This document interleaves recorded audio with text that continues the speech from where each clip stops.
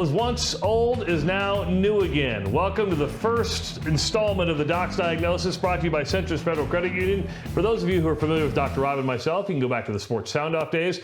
We did a segment called Doc's Diagnosis. If you like X's and O's, you're going to love this segment, Dr. Rob. And are you in playing shape, or am I just that short? You're just that short. We're going to get Travis a Tom Cruise box to stand on. I'm going to go on my tippy toes if I can.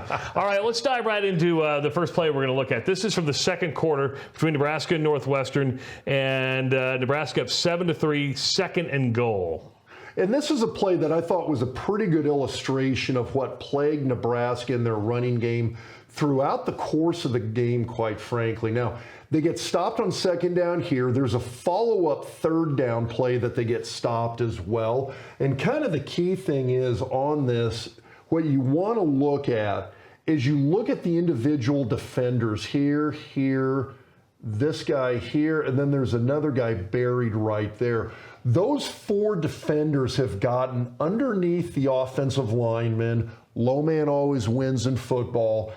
And what you see is tight end standing up, lineman standing up, lineman standing up, lineman standing up.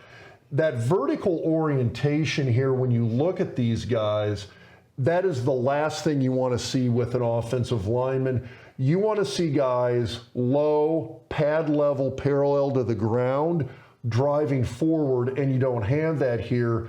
And so what you see is the offensive line here, the defender underneath standing a guy up. Offensive lineman here, defender standing a guy up. Offensive lineman here, defender so low you can't even see the defender, but he's basically keeping this guy from even moving forward whatsoever.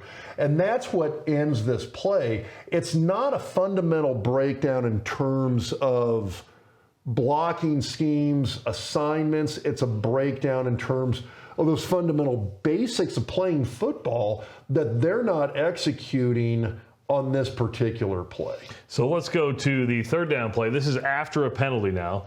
And this is the actual touchdown. You see one guy comes free, almost makes the play. But if you look at the actual offensive lineman on this play, that's actually, if we could back that one up just, a little bit here, right there. Here is what you want to see, is you see these offensive linemen, the defenders already, they're coming off low. This is what you want to see, is these angles with the defenders, where these guys have that angle where they're pretty close to the ground.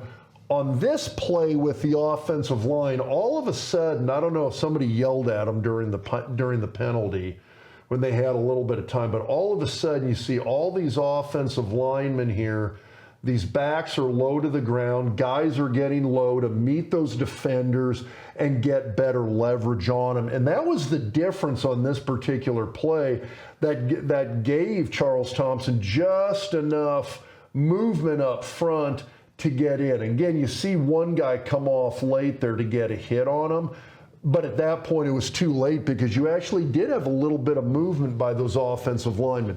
Again, the key takeaway from this is low man wins, and that was a breakdown in basic fundamentals, not the actual schematics of the offense. And you can tell where his head was. It's not Charles Thompson, it's Casey Thompson. Oh, did I say Charles Thompson? But it's perfectly Oklahoma. okay. I'm still, like all Nebraska fans, I'm still living in the 90s. Big thanks to Centris Federal Credit Union for presenting the Doc's Diagnosis. We'll be back tomorrow with another deep dive into an important play into the Nebraska loss against Northwestern. We'll see you then.